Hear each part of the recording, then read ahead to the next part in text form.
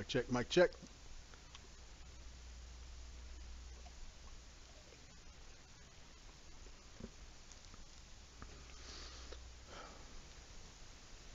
Mic check, mic check. Very well.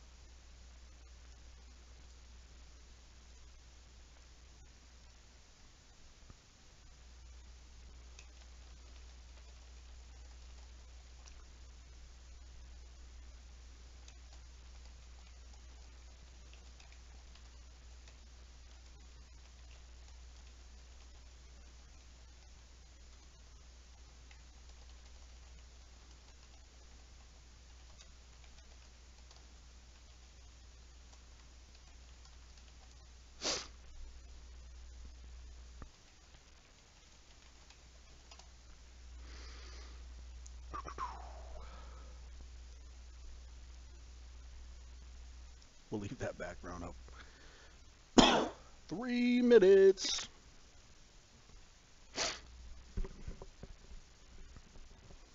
I just need to get a desk mic.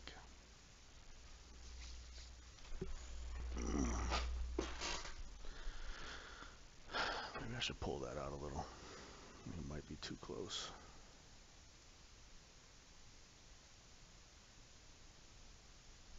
Where'd you go?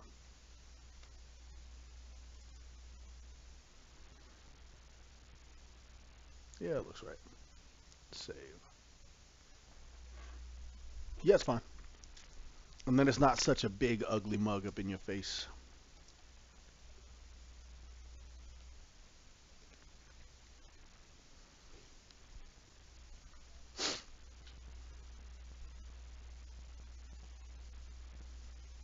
What up, dude?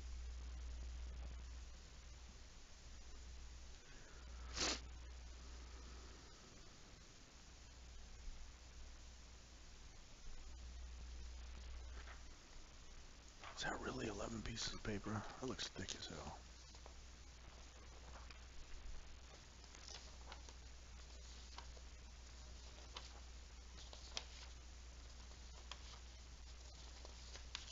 Ooh.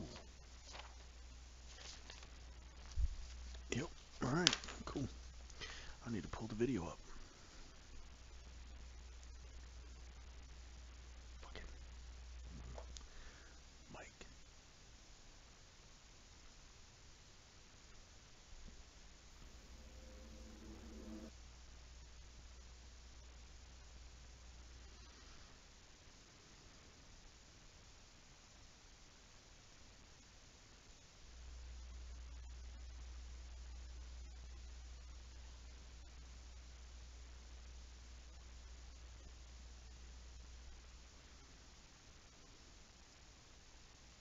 Oh, shit.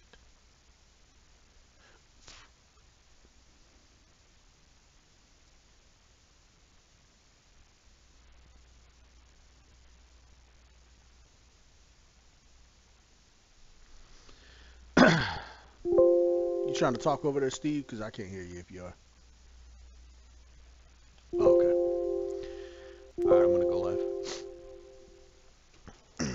Welcome, ladies and gentlemen, to Sacrament Game Podcast, episode 12.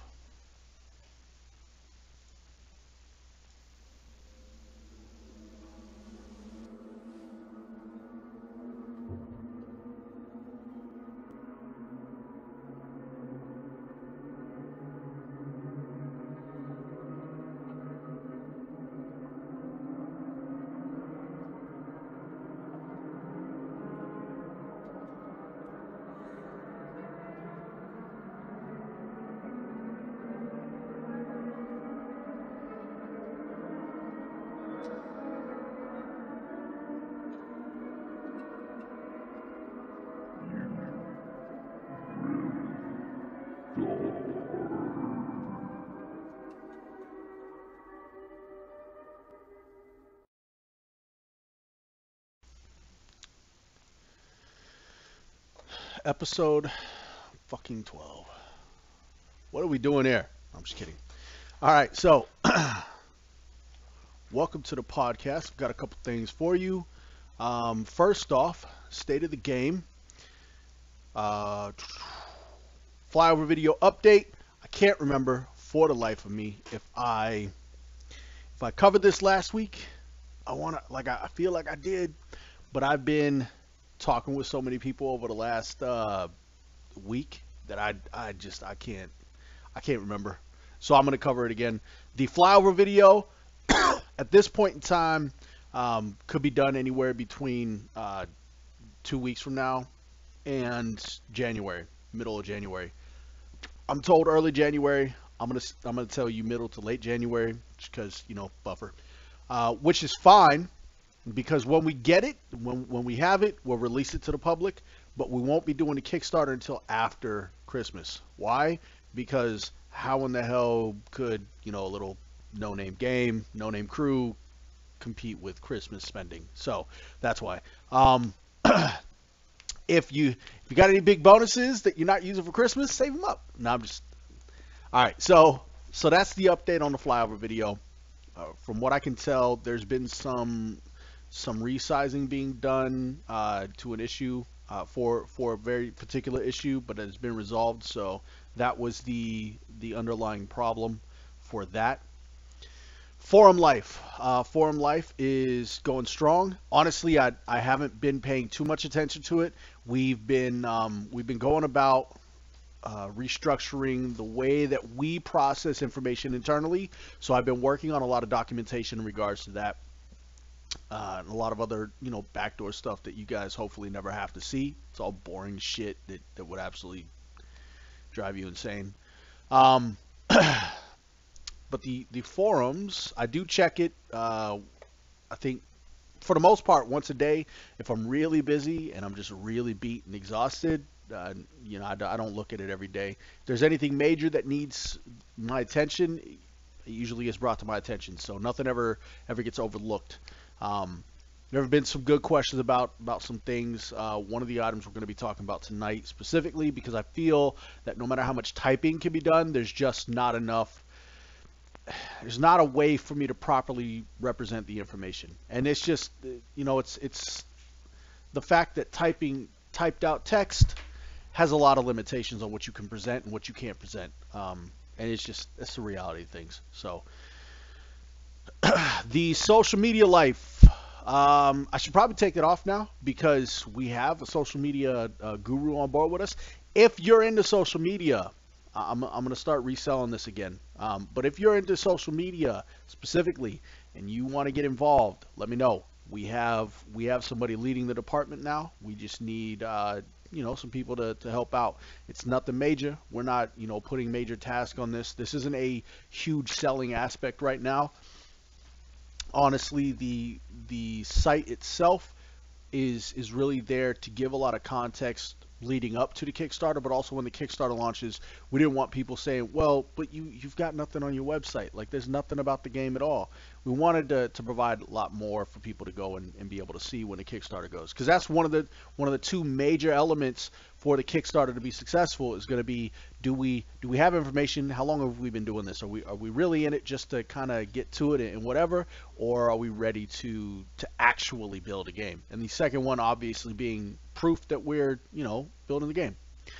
Last week we went over the most effectives for weapons and armor. I went into pretty decent detail on that. I had some questions asked and answered. If you want to check that out, check out podcast number 11. And we talked about balance, and balance is an ongoing thing. So you hear me bring it up on different things we're talking about. In that regard, we talked about momentum abilities, weapon versus armor, and then the balance of a class in the entirety of the game. All right. So this week, first, actually, you know what? I'll lead with this second because I know some people show up a little later in the podcast, and I don't want them to miss this information. I guess I can cover it twice. Nah, there's no value in that.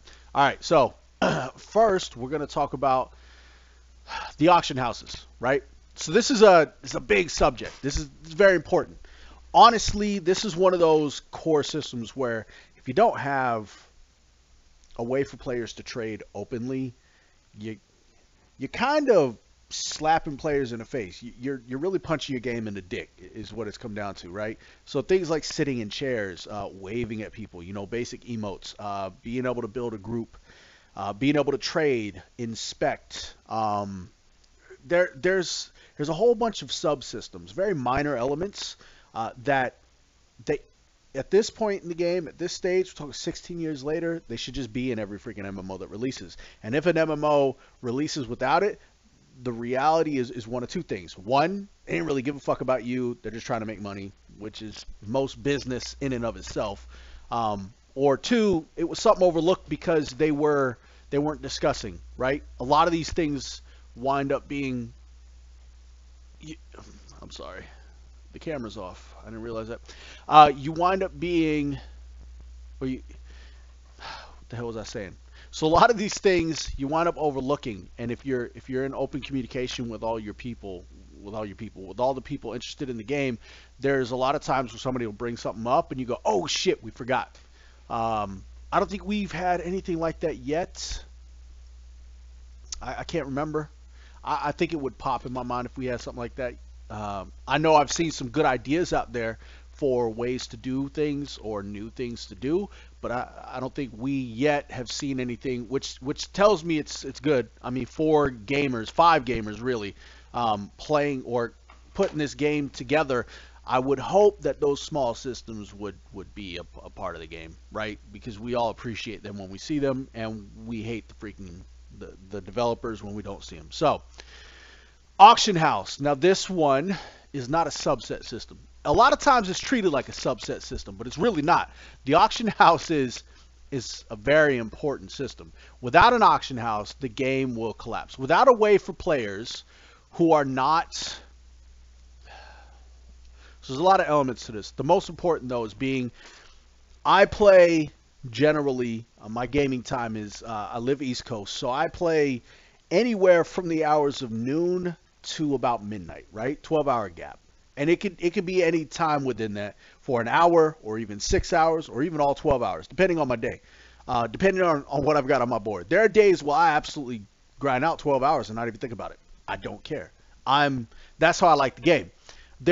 There's a lot of times though where I'll sit there and I'll play 4 or 5 hours, and if I'm highly entertained, I don't even think twice about it. It doesn't bother me at all. I don't even realize it's happening until well after the event, and that's probably the average day. When I'm on at those times, only 4 to 5 hours a day, that's a whole nother 19 hours in the day. Not only that, but my time does not sync up with somebody else's 4 to 5 hours, which means they may play at the same, times at night as me. So for them in Germany, it could be 9 o'clock at night to midnight. For me, 9 o'clock at midnight happens hours later. I won't even see. I might see them back in. Maybe back in. If I'm getting on a little earlier, they're getting off a little later. Might see them back in. But we're not really syncing up, right? But that doesn't change the fact that they've got a good that I want to purchase, or I've got a good that they want to purchase. So how do I make that more available to them? Well, that's when the auction house was created. The original was, meeting in East Commons Tunnel. I think some summers did Greater Faydark, but meeting in East Commons Tunnel was the original, auction house player trading system, where you would trade a bag to a player. You would tell them what you got in zone chat. I think it was global chat. I can't remember. It's been so damn long. And then they would show up and open up a trade with you, and you would put a bag in their inventory or in the trade window. And at that point, they could open up the bag and look at each item and inspect each item. And there's no trade happening at that point. It's just to let them see what you've got. And you would, be very cautious about this. Some people have accidentally hit the trade button when they meant to hit cancel and lost out on a lot of items. So that works to the capacity it was created in, right? I mean, you're talking about 600,000 players at cap, 400,000 on average.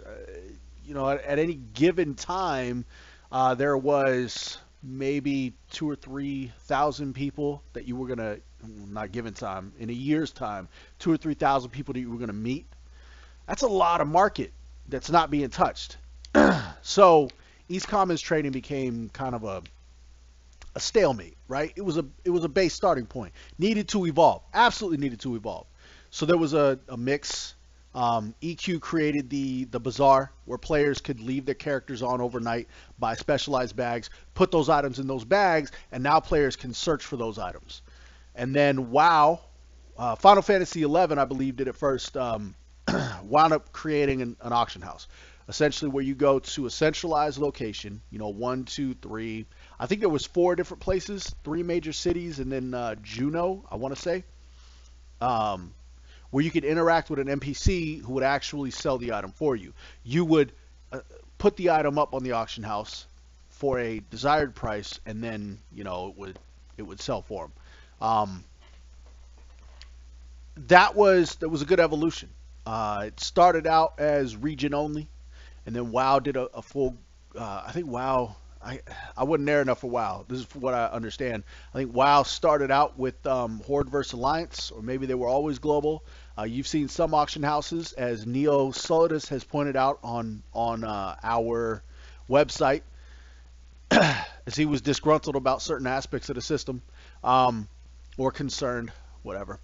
That there were some the global trade network or galactic trade network from Swoltar was independent for each faction, and then they wound up merging it. They had one where you could go to and post, but it was in a PvP area, and nobody fucked around with that. Nobody cared. So there was a little bit of evolution in the auction house. It's gone stale, and which is fine.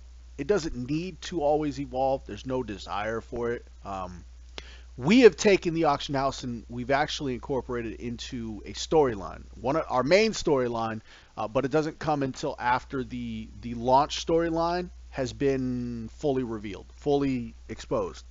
And at that point, there's a new main storyline, another set of tasks that must be resolved that players will get into that absolutely revolve around the auction house. I told you, this game has a lot of strong sandbox elements. This is one of them. I know some people are going to be upset. Oh, just leave the auction house alone. Don't touch it. We promise you, it's going to function the same way all other auction houses have functioned as far as the full aspect of it. There are, however, requirements for you. There's a little bit more involvement on the player's end. Why? Because we just don't feel, as players ourselves, we don't feel like there should be more in a damn auction house. It should be more involved. What's the story? How does this function? Why is it that I can trade to all these people, but there's just invisible lines? Like when you sit down with a player and they say, all right, what's the story of the auction house? What's the lore behind it? What makes it work? And somebody says magic, there's a fucking problem. Seriously, there's a problem. When you're creating a full 3D environment, you should have as many 3D elements as you can create, as many things and they got to be sound, they have to make sense, they have to function, but they should be there. So the players in our auction house system will be building faction. It's not difficult. We're not talking about months of time to build this faction. We're just talking about a little bit of effort on the player side. Part of that goes into keeping gold sellers and the troll bots and whatnot from destroying the market, as opposed to anything else. But it's so much more than that. There's power to be had in the auction house.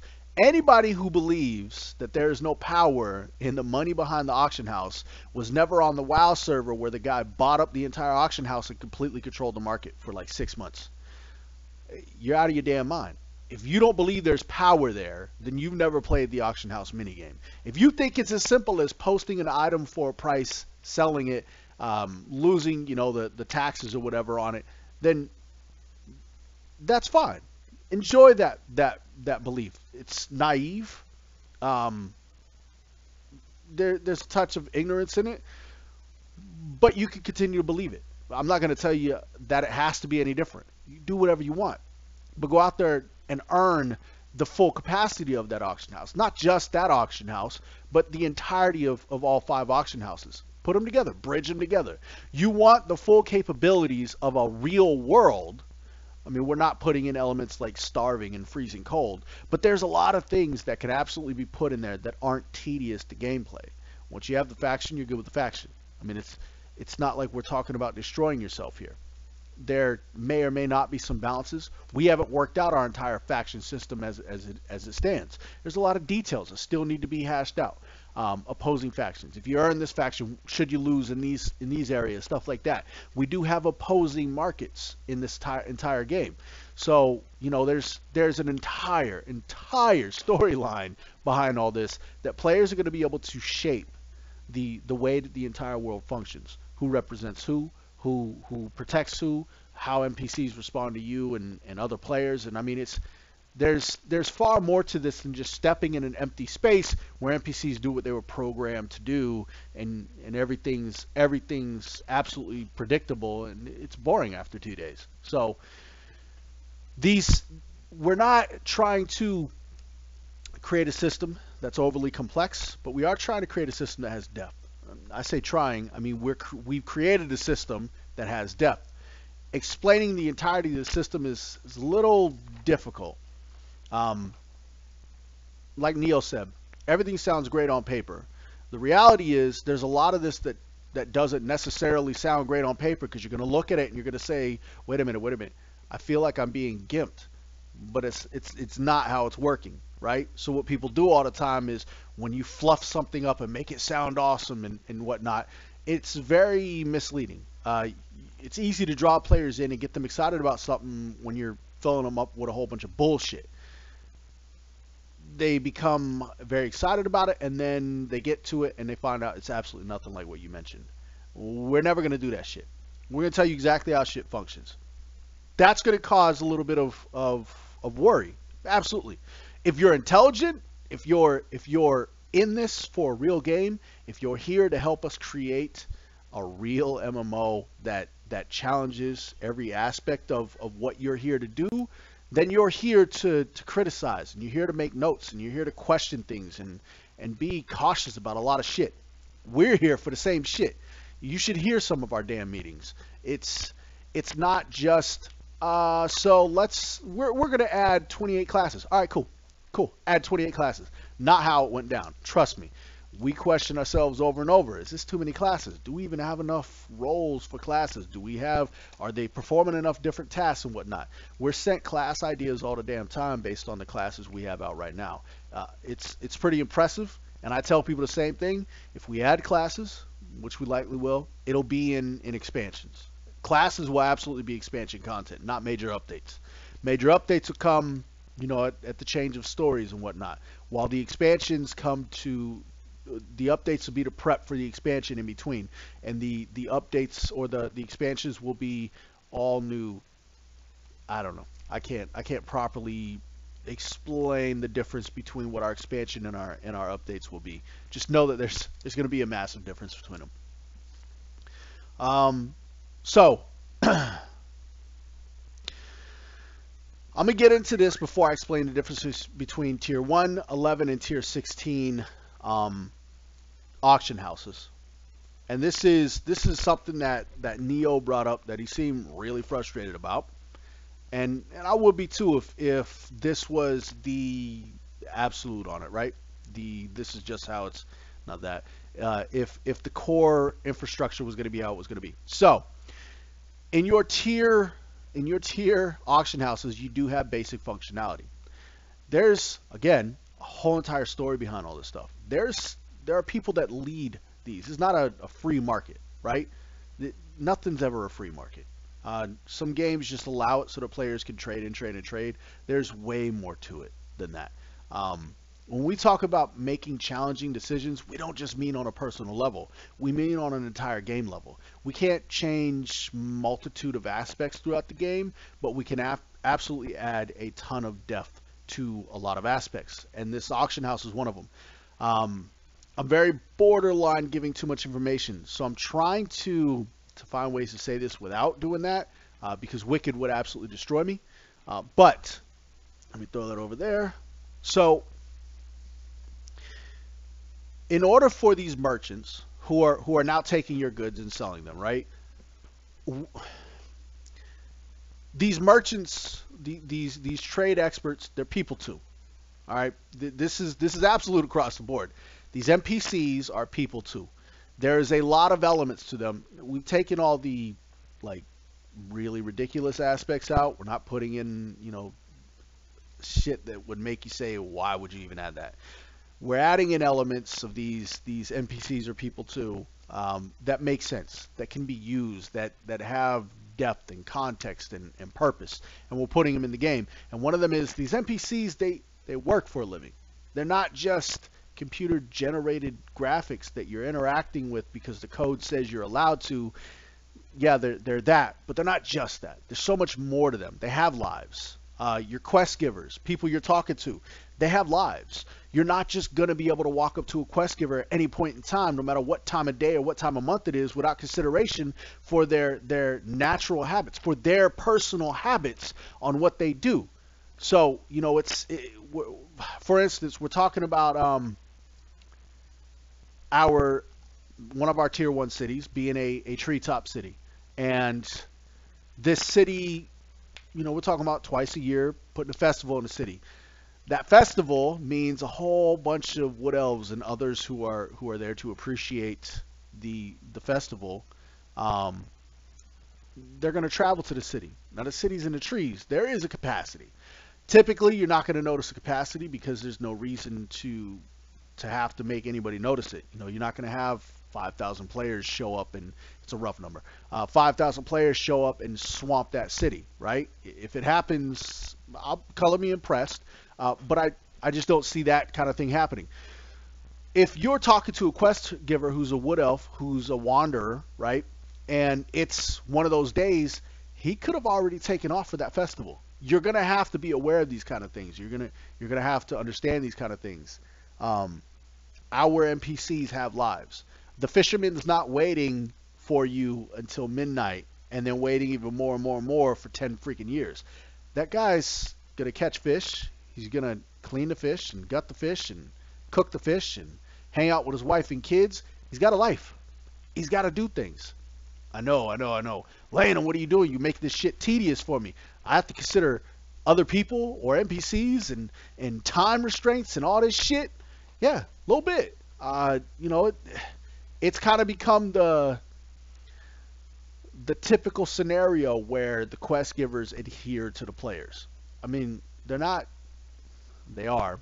They're not machines, right? NPCs are people too. They have feelings. They get tired. Some NPCs can die. A lot of NPCs can die.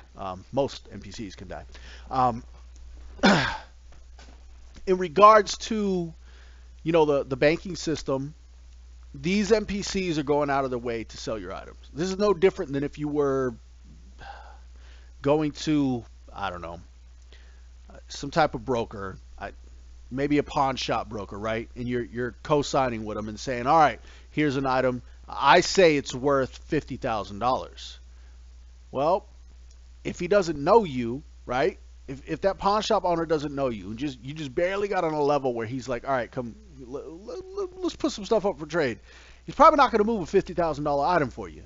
Now, if you build your faction, you become the guy's really good friend and whatnot, and you've done a lot of stuff for him, and you're taking care of threats and other issues, he's probably going to try to push that item even if it won't move, right?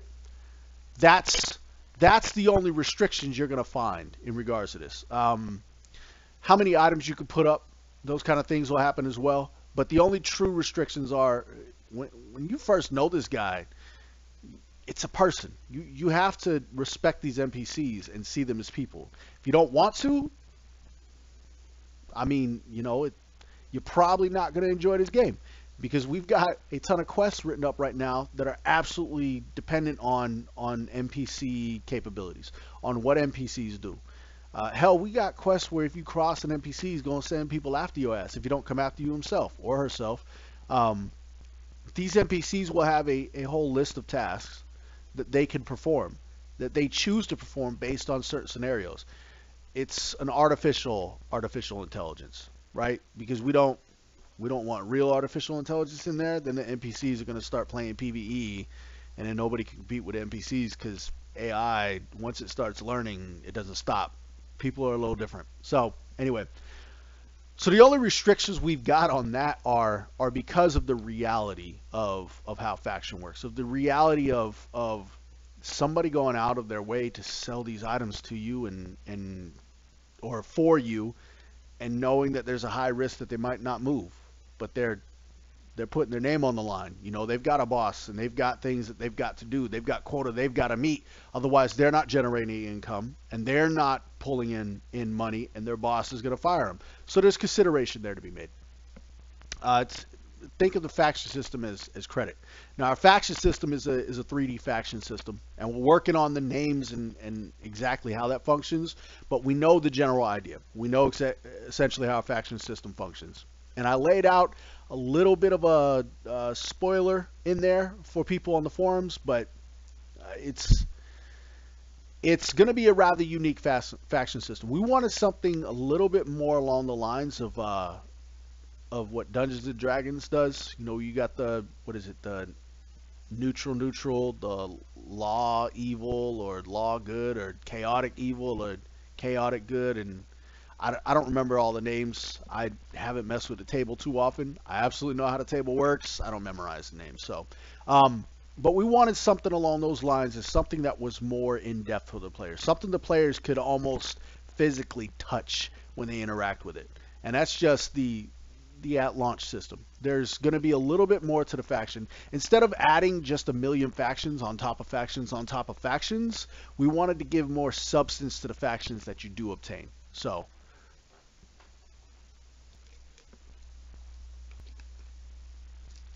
all right. So, as far as the restrictions, all restrictions can be moved. If you go right now, what I'm calling it is all blues in your faction, so that's all as high as you can get at faction. If you go all blues, you won't see a single restriction, unless there's one bound to your account type. If you're free to play, you've got natural restrictions that are going to happen. Um, if you're buy to play, I can't remember if we still had limitations on how many items you could post as buy to play. If there is, it'll be high enough not to be a true issue, but low enough that people, gold sellers again, right? We have to come up with a 3D system to combat gold sellers too, and we believe we've got that. And this is one of the ways. It shouldn't affect players, but it will absolutely affect the gold sellers and the bots who are farming shit.